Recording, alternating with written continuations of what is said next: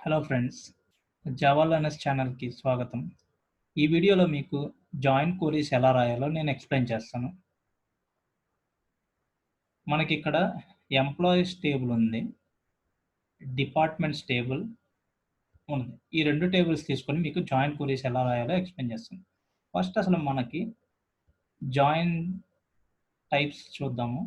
మనకి inner join, left outer join, right outer join, full outer join and cross join అని చెప్పి different types of joins ఉన్నాయన్నమాట. First మనము inner join explain చేసి చూద్దాం.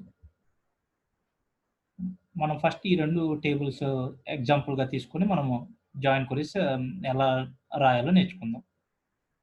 Employees టేబుల్‌లో మీరు చూసినట్లయితే employee ID, name, last name ఇయన్నీ డీటెయిల్స్ ఉన్నాయన్నమాట. డిపార్ట్మెంట్స్ టేబుల్‌లో మనకి డిపార్ట్మెంట్ ఐడీ, డిపార్ట్మెంట్ నేమ్ ఈ 2 మనకి సరిపోతుంది ఎగ్జాంపుల్ చూడటానికి. ప్రతి టేబుల్‌లో ప్రైమరీ కీ అనేది ఒకటుంటదనమాట. ప్రతి రికార్డ్‌ని యూనిక్‌గా ఐడెంటిఫై చేయటానికి. సో, ఈ టేబుల్‌లో మీరు చూసినట్లయితే డిపార్ట్మెంట్ ఐడీ అనేది ప్రైమరీ కీ అనమాట. ఓకేనా? అలానే ఎంప్లాయీస్ టేబుల్‌లో మనకి ఎంప్లాయీ ఐడీ అనేది ప్రైమరీ కీ. ప్రైమరీ కీ అంటే యూనిక్‌గా ఒక రికార్డ్‌ని ఐడెంటిఫై చేస్తుంది. ఏ 2 రికార్డ్స్‌కి ఎంప్లాయీ ఐడీ సేమ్‌గా ఉండదనమాట. సేమ్ అట్లానే డిపార్ట్మెంట్స్‌లో ఏ 2 రికార్డ్స్‌కి డిపార్ట్మెంట్ ఐడీ సేమ్‌గా ఉండదు. ఓకేనా? మనకి ట్రెడిషనల్‌గా బిఫోర్ మనకి ఒరాకిల్ గాని, ఈ డేటాబేస్ అనే కాన్సెప్ట్స్ లేనప్పుడు సపోజ్ మనకి డేటా ఉంది. ఈ డేటా ఎలా ఉంటుంది? 2 స్ప్రెడ్ షీట్స్‌లో ఉంటది. అవునా? సపోజ్ మనకి ఎంప్లాయీస్ అనేవాళ్ళు జనరల్‌గా ఏం చేస్తాం మనకి ఎంప్లాయీస్ అనేవాళ్ళు కంపెనీస్‌లో డిఫరెంట్ డిపార్ట్మెంట్స్ కింద ఉంటారనమాట. సో, కొంతమంది హెచ్ఆర్ డిపార్ట్మెంట్ ఉంటారు. కొంతమంది ఐటీ, కొంతమంది సేల్స్, కొంతమంది పర్చేసింగ్ డిపార్ట్మెంట్ అలా చాలా డిపార్ట్మెంట్స్‌లో ఉంటారు. సో, మీకు గనక సపోజ్ డేటాబేస్ లేదనుకోండి. ఇదొక ఎక్సెల్ షీట్ ఇచ్చారు. ఓకేనా? డిపార్ట్మెంట్స్ అనేది ఇంకొక ఎక్సెల్ షీట్ ఇచ్చారు. ఓకేనా? సో, ఈ ఎంప్లాయీస్ అనే వాళ్ళు ఏ డిపార్ట్మెంట్‌కి చెందిన వాళ్ళు సపోజ్ ఇక్కడున్న పర్సన్స్ అందరూ ఏ డిపార్ట్మెంట్‌కి చెందుతారో తెలుసుకోవాలనుకో మనం ఏం చేయాలి? ఈ రెండిటికి అసలు లింక్ ఎక్కడ ఉంది అనేది తెలుసుకోవాలి.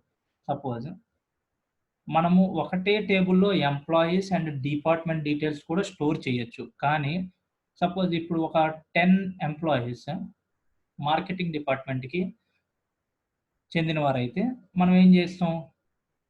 ఇక్కడ డిపార్ట్మెంట్ ఐడీ, డిపార్ట్మెంట్ నేమ్ ఇంకా డిపార్ట్మెంట్ కాలమ్స్ అన్నీ ఉంటాయనుకోండి. అన్నీ రిపీట్ అవుతాయి. సో, అన్నెసెసరీగా డూప్లికేషన్ ఆఫ్ డేటా అవుతుందనమాట. కాబట్టి జనరల్‌గా ఏం చేస్తారంటే డేటా అనేది మల్టిపుల్ టేబుల్స్‌లో స్ప్రెడ్ చేస్తారు డేటాబేస్‌లో. ఓకేనా? బట్ మనకి రిపోర్ట్ ఏదైనా జనరేట్ చేయాలనుకోండి. సపోజ్ ఈ ప్రతి ఎంప్లాయీ ఏ డిపార్ట్మెంట్‌కి చెందిన వాళ్ళో కావాలి మనకి.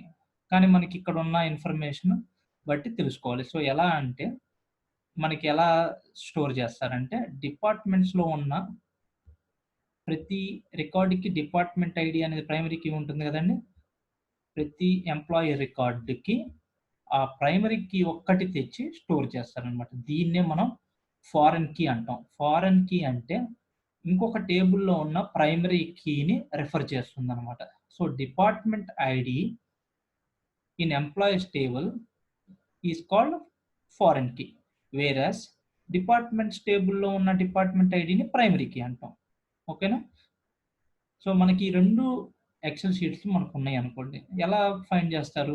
సపోజ్ స్టీవెన్ కింగ్ అనే అతను ఏ డిపార్ట్‌మెంట్ అనేది తెలుసుకోవాలంటే, ఆ రోలో లాస్ట్ కాలమ్‌కెళ్తే 90. సో, స్టీవెన్ కింగ్ అనేవాళ్ళు ఏ డిపార్ట్‌మెంట్? డిపార్ట్‌మెంట్స్ టేబుల్‌కెళ్ళండి. డిపార్ట్‌మెంట్స్‌లో 90 అనేది ఎక్కడుంది? సో, అతను ఎగ్జిక్యూటివ్ డిపార్ట్‌మెంట్‌కి చెందినవాడు. అట్లానే సపోజ్ రాండమ్‌గా ఇంకొకటి చూద్దాం. షెల్లీ అని జెప్పి ఈ ఎంప్లాయీ ఉంది గదా! ఈ ఎంప్లాయీ డిపార్ట్‌మెంట్ తెలుసుకోవాలంటే డిపార్ట్‌మెంట్ ఐడీ తెలుసుకోండి. డిపార్ట్‌మెంట్ టేబుల్‌కెళ్తే మీరు 30 అనేది ఏ డిపార్ట్‌మెంట్. సో, తను పర్చేసింగ్ డిపార్ట్‌మెంట్‌కి చెందిన వాళ్ళనమాట. సో, ఇలా ఫైండ్ చేస్తాం. అదే మన డేటాబేస్‌లో అయితే ఇలా మాన్యుయల్‌గా చెయ్యం గాబట్టి, సో, జాయిన్స్ అనేది ఎలా రాయాలి ఎక్స్‌ప్లెయిన్ చేస్తాననమాట మీకు. ఫస్ట్ ఇన్నర్ జాయిన్ అనమాట. బిఫోర్ థట్ అసలు మనం ఎంప్లాయీస్ టేబుల్‌లో ఎన్ని రికార్డ్స్ ఉన్నాయో చూద్దాం. సో, మీరు దీన్ని సీక్వెల్ డెవలపర్ టూల్ అంటారండి. రైట్ క్లిక్ చేసి మీరు అవుట్‌పుట్ దగ్గర కౌంట్ రోస్ అంటే మీకు 107 రోస్ ఉంది. సో, మొత్తం ఎంప్లాయీస్ మనకున్నది 107 రోస్ అన్నమాట. నెక్స్ట్ మనం అట్లానే డిపార్ట్మెంట్స్ టేబుల్‌లో ఎంతమంది ఉన్నారో చూద్దాం. సో, 27 రోస్ ఉన్నారనమాట. ఇన్నర్ జాయిన్ అనేది ఎలా చేయాలి? అసలు ఇన్నర్ జాయిన్ ఇప్పుడు మనం ఇందాక చూసాం కదండీ ఒక ఎగ్జాంపుల్. ఒక్కొక్క రోలో ఆ డిపార్ట్మెంట్ ఐడీ తీసుకొని డిపార్ట్మెంట్స్ టేబుల్‌లోకెళ్ళి మనం ఆ కరస్పాండింగ్ రికార్డ్ తీసుకొస్తున్నాం కదా! ఇన్ ద సేమ్ వే మనం సింపుల్‌గా ఆ కండిషన్‌ని ఏదైతే యూజ్ చేస్తున్నామో 2 టేబుల్‌ని లింక్ అనేది ఏ కాలమ్ వల్ల మనకి లింక్ అవుతుందండి? డిపార్ట్మెంట్ ఐడీ ఇన్ ఎంప్లాయీస్ టేబుల్‌ని డిపార్ట్మెంట్ ఐడీ ఇన్ డిపార్ట్మెంట్స్ టేబుల్‌ని లింక్ చేస్తున్నాం. కాబట్టి ఆ కండిషన్‌ని మీరు ఆన్ అనే ఈ లైన్‌లో మనం ఎక్స్‌ప్రెస్ చేస్తున్నాం. సో, ఫస్ట్ అనేది మనం ఏ టేబుల్స్‌ని రెండిటిని జాయిన్ చేయాలనుకుంటున్నాం. Select star from first table. ఓకేనా? ఎంప్లాయీస్ టేబుల్‌ని. దీన్ని అలియాస్ అంటారండి. అలియాస్ అంటే నథింగ్ బట్ ఒక షార్ట్ నేమ్ అన్నట్టు. ఈ ఎంప్లాయీస్ టేబుల్ అనకుండా ఈఎంపీ అనొచ్చు మనం ఇక్కడి నుంచి. మనము ఇన్నర్ జాయిన్ తెలుసుకుంటున్నాము. సో, ఇందాక మనం చెప్పిన ఎగ్జాంపుల్ ఇన్నర్ జాయిన్ అన్నమాట. సో, ఇన్నర్ జాయిన్ అని రాసి next second table departments table. దీనికి నేను అలియాస్ డిఈపీ అని ఇచ్చాను. కాబట్టి మనం ఈ రెండిటిని ఎలా జాయిన్ చేయాలి? అది ఆన్ ఉంది కదా! ఆన్ క్లాస్‌లో చెప్పాలన్నమాట. ఓకేనా? సో, ఎంప్లాయీలో ఉన్న డిపార్ట్మెంట్‌లో ఉన్న డిపార్ట్మెంట్ ఐడీ గనక మ్యాచ్ అయితే ఆ డేటాని తెచ్చుకుంటదన్నమాట. కాబట్టి ఇప్పుడు ఏం చేయొచ్చు మనం? సో, ఎంప్లాయీలో ఉన్న first underscore name, last underscore name ఉంది కదా! దాన్ని డిస్‌ప్లే చేద్దాం. First underscore name employee dot last underscore name మనకి డిపార్ట్మెంట్‌లో కదా ఉంది. Department underscore name. సో, చూసారా? ఈ 2 మనకి ఫస్ట్ టేబుల్‌లో ఉన్నాయి. ఇప్పుడు మనం జాయిన్ చేసాం కాబట్టి మనం జాయిన్ చేసిన టేబుల్‌లో ఉన్న కాలమ్ డేటా కూడా తెచ్చుకోవచ్చు. సో, రన్ చేద్దాం. చూసారా? సో, ఈ ఇన్నర్ జాయిన్ వల్ల ఏంటంటే ఎప్పుడైతే ఎంప్లాయీస్ టేబుల్‌లో ఉన్న డిపార్ట్మెంట్ ఐడీ అండ్ డిపార్ట్మెంట్స్ ఐడీలో ఉన్న డిపార్ట్మెంట్ ఐడీ మ్యాచ్ అవుతదో అక్కడ మనకి జాయిన్ అనేది ఫార్మ్ అవుతది. సో, జాయిన్ ఫార్మ్ అయ్యాక simply we can get the data from the other table అన్నమాట. ఓకేనా? సో, ఇన్నర్ జాయిన్‌లో ఒకవేళ ఎంప్లాయీస్ డిపార్ట్మెంట్ గనక నల్ ఉందనుకోండి. ఓకేనా? సో, అప్పుడు జాయిన్ ఎలా చేయగలం? చేయలేము. సో, ఎందుకంటే ఒక ఎంప్లాయీస్ ఒక్కోసారి న్యూగా జాయిన్ అయితే మేబీ ఇంకా ఏ డిపార్ట్మెంట్‌కి అసోసియేట్ కాలేదు. అప్పుడు నల్ ఉంటది. సో, నల్ ఉన్నప్పుడు మనం దాని కరస్పాండింగ్ డిపార్ట్మెంట్ తెచ్చుకోలేము. కాబట్టి అలాంటి రికార్డ్స్ కనుక ఏమన్నా ఉంటే ఆ ఎంప్లాయీస్ అనేవాళ్ళు ఇన్నర్ జాయిన్‌లో స్కిప్ అయిపోతారు. సో, వాళ్ళు అవుట్‌పుట్‌లో రారు. ఇప్పుడు చూసినట్టయితే మనకి 107 ఎంప్లాయీస్ ఉన్నారు. కానీ ఇప్పుడు దీనికి అవుట్‌పుట్ చూస్తే రైట్ క్లిక్ చేసి అవుట్‌పుట్ చూడండి. ఓన్లీ 106 అంటే ఒక ఎంప్లాయీకి డిపార్ట్మెంట్ నల్ ఉందనుకోండి.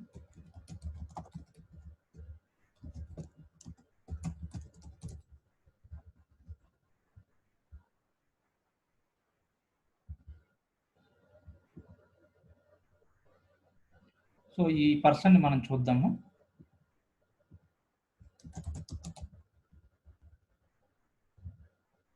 ఇది చూసారా? ఈ రికార్డ్‌లో మనకి డిపార్ట్మెంట్ ఐడీ నల్ ఉంది.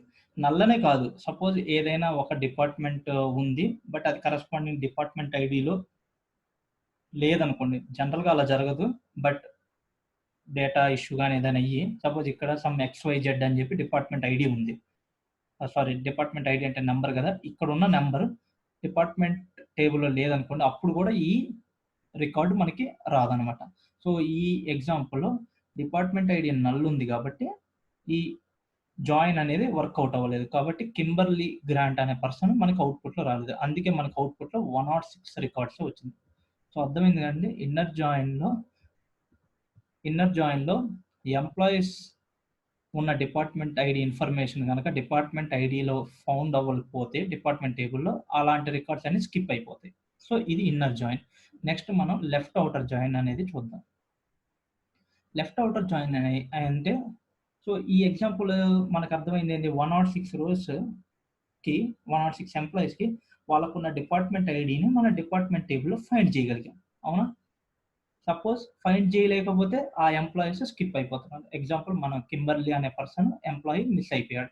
సో మ్యాచ్ అయినవి కావాలి, ప్లస్ ఈ ఎంప్లాయీ ఎవరైతే నల్ ఉన్నారు లేదా జాయిన్ కండిషన్ మీట్ అవ్వట్లేదు ఆ పర్సన్ కూడా నాకు ఖచ్చితంగా కావాలి. Even though corresponding department details లేకపోయినా నాకు అవుట్పుట్లో ఎంప్లాయీ డీటెయిల్స్ కావాలి అనుకోండి, అప్పుడు మనం లెఫ్ట్ ఔటర్ జాయిన్ వాడతాం అనమాట. అప్పుడు ఏమవుతుంది, ఈ ఎంప్లాయీకి డిపార్ట్మెంట్ ఐడి నల్ ఉంది కదా, అయినా సరే అవుట్పుట్లో మనకి ఇంక్లూడ్ అవుతుంది. సో ఈ క్వరీ ఎలా రాయాలో చూద్దాం. ఈ లెఫ్ట్ ఔటర్ జాయిన్లో కూడా మనకి 2 స్టైల్స్ ఉంటాయి అన్నమాట. దీన్ని యాన్సీ జాయిన్ అంటారు. ఇది ఒరాకిల్ స్పెసిఫిక్ ఉంటదండి. ఈ క్వెరీస్ అన్ని టేబుల్స్‌లో మేబీ రన్ అవ్వదు. సో జనరల్‌గా ఈ ఫస్ట్ సింటాక్స్ ప్రిఫర్ చేయటం మంచిదన్నమాట మనం రాసేటప్పుడు. జనరల్‌గా మీరు జాబ్‌లో మీరు జాయిన్ అయినప్పుడు గాని, మీరు వర్క్ చేస్తున్నప్పుడు ఇలాంటి సింటాక్స్ కూడా ఉంటది. మీకు తెలుసుకుంటే బెస్ట్. సో ఏం చేయాలి, లెఫ్ట్ ఔటర్ జాయిన్‌లో first table select star from first table, ఏ టేబుల్ అయితే జాయిన్ చేస్తున్నామో second table left outer join చేయమని చెప్తున్నాం. సో కండిషన్ చెప్తున్నాం. అవునా? సింపుల్ అండి. ఫస్ట్ ఇన్నర్ జాయిన్ అన్నాం కదా, దీన్ని ఇక్కడ లెఫ్ట్ ఔటర్ జాయిన్ అని వాడతామనమాట. సో దీనికి ఫస్ట్ ఇన్నర్ జాయిన్‌కి డిఫరెన్స్ ఏందంటే, ఇక్కడ కింబర్లీ అనే పర్సన్ కూడా మనకి వస్తాడనమాట అవుట్‌పుట్. ఇప్పుడు మీరు రైట్ క్లిక్ చేసి కౌంట్ చూస్తే 107 రోస్. సో కింబర్లీ అనే అతను కూడా వచ్చాడనమాట. మనం ఇక్కడ అవుట్‌పుట్‌లో చూద్దాం ఎక్కడున్నాడో.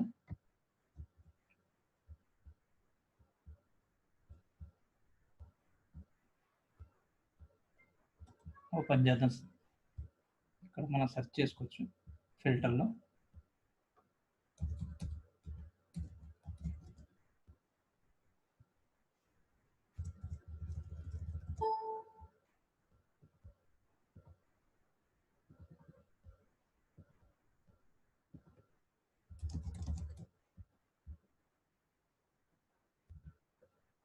అతని పేరు కింబర్లీనే కదండీ!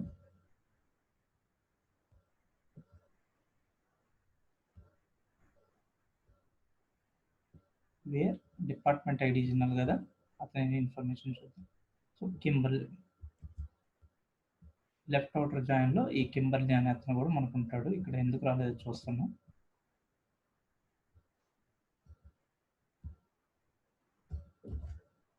ఓకేనా? సో ఇతని పర్సన్ మాత్రమే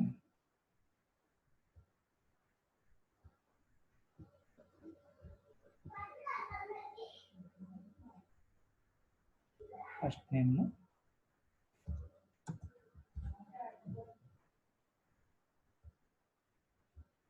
సంహౌ ఇది ఫిల్టర్ అవ్వట్లేదండి. చూద్దాం, డైరెక్ట్ మాన్యువల్‌గా చూద్దాం.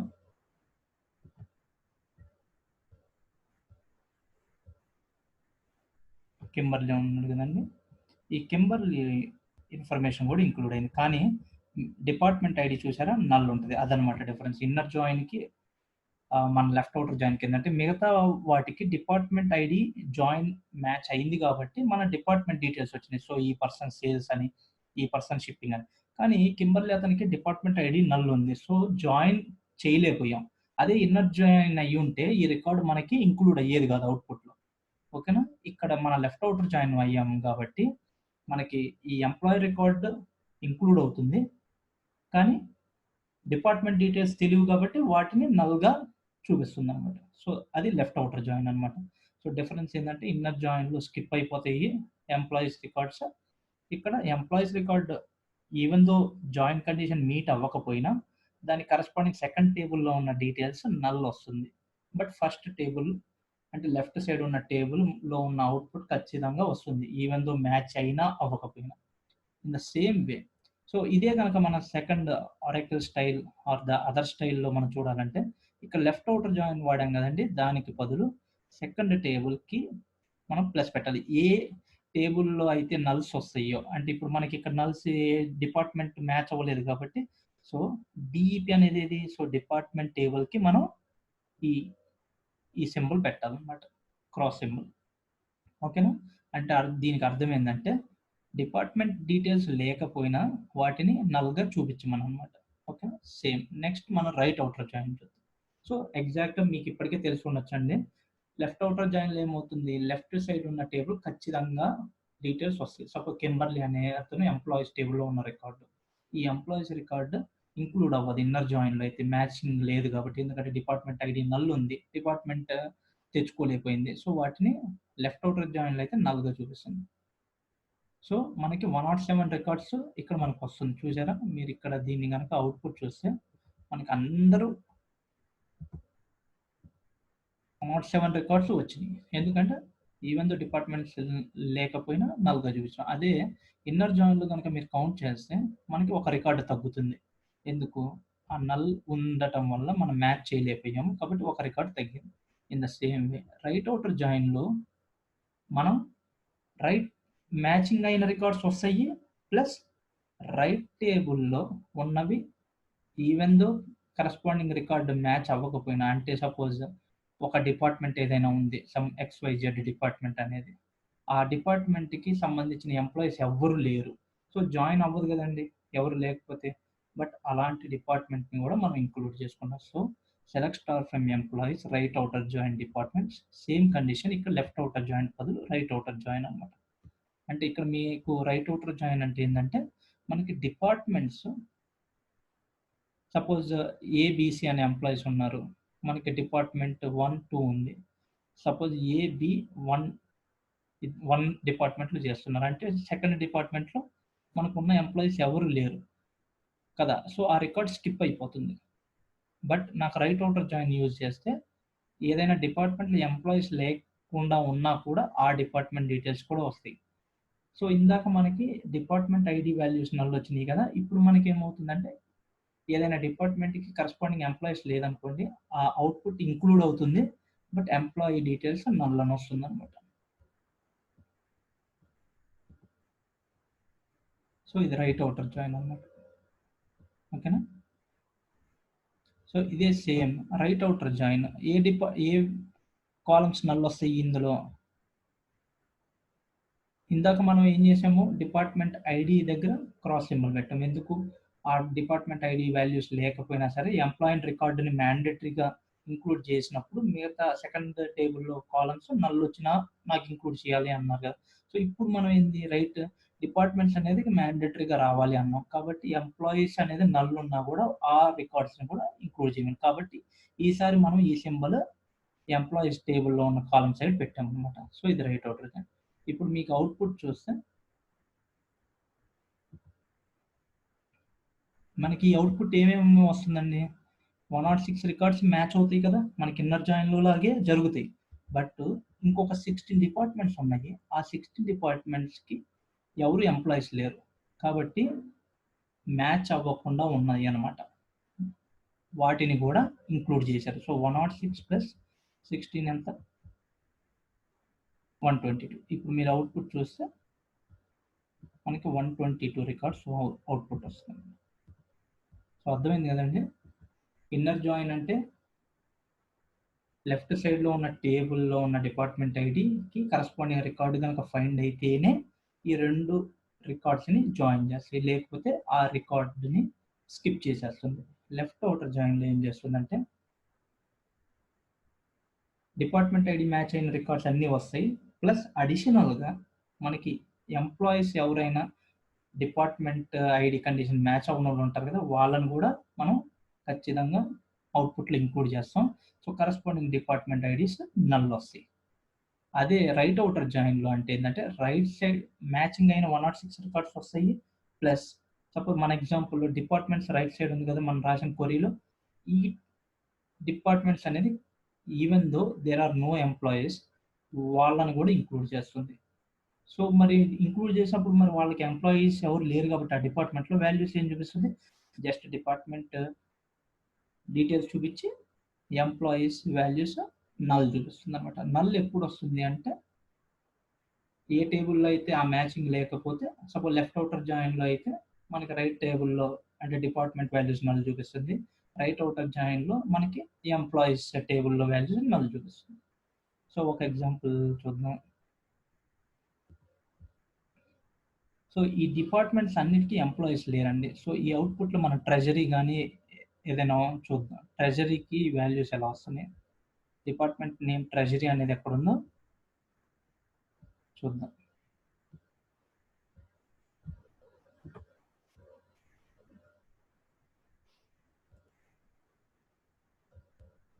సో ఈ ట్రెజరీకి మనకి చూసారా ఎంప్లాయీస్ వాల్యూస్ అంతా నల్ ఉంది. సో రైట్ అవుటర్ జాయిన్ అంటే ఏంది, ట్రెజరీ అనే డిపార్ట్మెంట్కి ఎంప్లాయీస్ ఎవరు లేరు కాబట్టి ఇది ఇన్నర్ జాయిన్లో ఇంక్లూడ్ అవ్వదు. రైట్ అవుటర్ జాయిన్లో మనం దీన్ని ఇంక్లూడ్ చేసి ఎంప్లాయీస్ వాల్యూస్ నల్గా చూపిస్తాం. సో మీకు క్లియర్ అయిందండి. ఫుల్ అవుటర్ జాయిన్ అంటే ఏంటంటే you can think like inner జాయిన్లో results plus left outer join plus right outer join. So matching అయిన రికార్డ్స్ ప్లస్ ఎంప్లాయీస్ ఎవరికైనా డిపార్ట్మెంట్స్ లేకపోతే వాళ్ళని ఇంక్లూడ్ చేయాలి. సపోజ్ డిపార్ట్మెంట్స్కి కనుక ఎంప్లాయీస్ ఎవరైనా లేకపోతే వాళ్ళని కూడా ఇంక్లూడ్ చేస్తారనమాట. ఓకేనా, ఇక్కడ ఫుల్ అవుటర్ జాయిన్ అని చెప్పి రాస్తాం అనమాట. నెక్స్ట్ క్రాస్ జాయిన్ అంటే ఏంటంటే ఇది ఎక్కువగా వాడరు, బట్ మీరు తెలుసుకోండి. క్రాస్ జాయిన్ అంటే just first table cross join, second table ఇస్తాం అనమాట. ఆన్ కండిషన్ ఏం చెప్పం అంటే ఏంటంటే ప్రతి రికార్డ్ సపోజ్ ఎంప్లాయీ రికార్డ్ అన్ని డిపార్ట్మెంట్స్ జాయిన్ చేసేస్తుంది అనమాట without condition. So second record with all combinations of departments record ఉన్న ప్రతి ఎంప్లాయీ రికార్డ్ తీసుకుంటుంది. సపోజ్ ఇప్పుడు ఉంది కదండి, ఈ ఎంప్లాయీ రికార్డ్ తీసుకుంటుంది. ఈ రికార్డు తీసుకొని ఈ 100 రికార్డు